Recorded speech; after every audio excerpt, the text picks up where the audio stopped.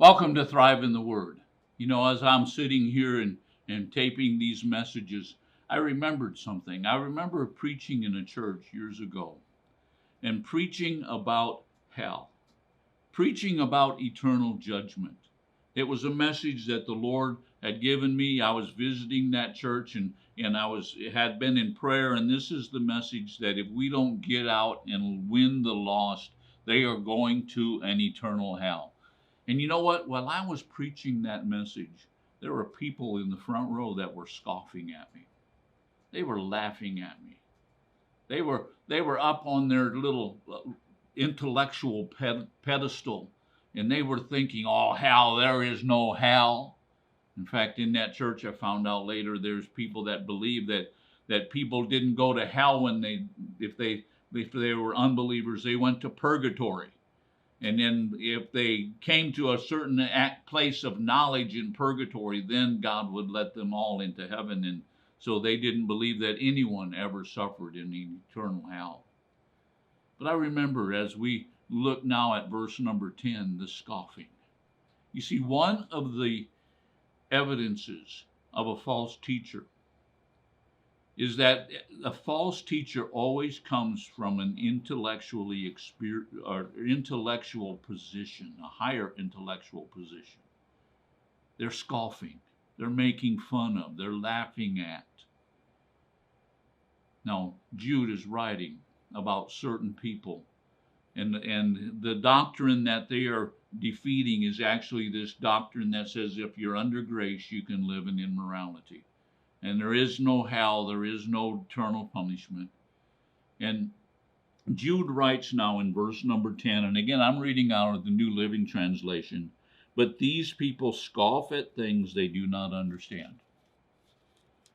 And then he goes on, he says, like unthinking animals, they do whatever their instincts tell them. So they bring about their own destruction. What did Jude say? He said these people, they scoff, they laugh at, they poke fun of things they don't even understand. How many of you realize that scoffing, it's an evidence of a person that lacks in understanding? It's scoffing comes to make people believe that you know what you're talking about, but really you don't know what you're talking about, and they don't know what they're talking about. And so he says here they scoff, but they don't even understand. Now, people have asked, do you think these are believers in the church? No, I don't think they are. Jude has already told us that they slide in. They're not part of, but they kind of slide in alongside. So they scoff at things they don't understand. And then he goes on and he says, like unthinking animals, they do whatever their instincts tell them. What's making them function? Their instincts, their carnality, their natural instincts are leading them. They're not being led by the Word of God. They're not being led by the Spirit of God. They're not under the authority of Jesus. They're not calling Jesus the Lord and the Master of their life. How many of you know one of the greatest things to overcome in our spiritual lives is submitting our thoughts and our instincts to Jesus? Because He made them. And you know what? He knows best what we are going to be doing with them or should be doing with them. But no, these people, they don't understand what they're laughing at. And what they act like a bunch of animals. They're led by their carnality. They're led by their feelings. They're led by their instincts. And then Jude goes on and he says, so they will bring about their own destruction. What's going to happen to these people? Because they are not listening.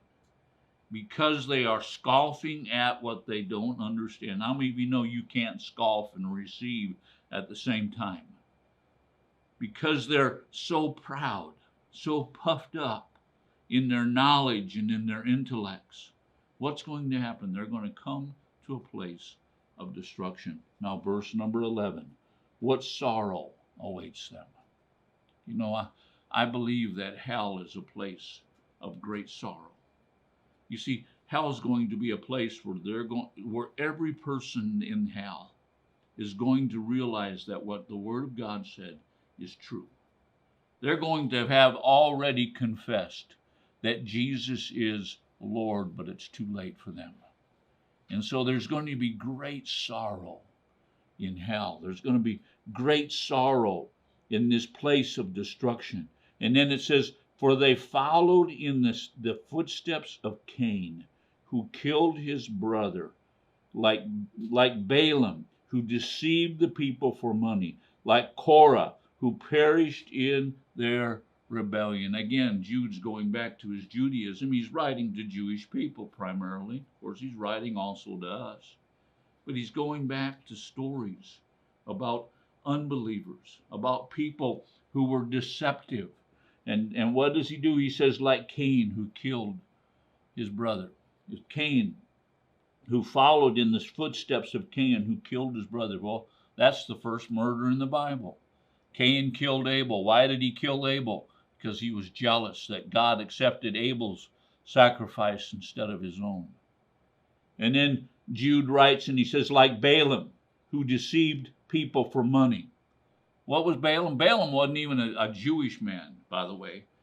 He wasn't a righteous prophet. He was just a prophet that was making money off his prophecies. And what was he doing? He was deceiving people. That's why God sent a donkey to Balaam to turn him around. And then he says, and like Korah, who perished in their rebellion. What did Korah do? Korah took money that didn't belong to them. God said, destroy everything. And Korah took it and he hid it. He hid it in his tent. And God came and there was punishment on Korah. Now I just want to end this teaching with helping you to understand. If you're an unbeliever and you're listening to this podcast, Jesus is offering you an escape. He's offering you a way out. He's saying to you, you need to place yourself under my authority. You need to come in to a place where I am dictating to you what sacrifice is approved.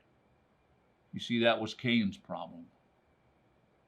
And then we need to place ourselves under the authority of Jesus and say, Jesus, you know what?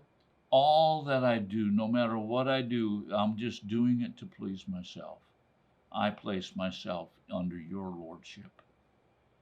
And then in the relation to Korah, God, I'm going to do what you say. I'm placing myself under your authority. So today, declare Jesus the Lord of your life. If you're a believer, make sure that every day you live under his authority by declaring his lordship, his dominion over your life. Now, until we speak to you again tomorrow, our prayer is that God will bless you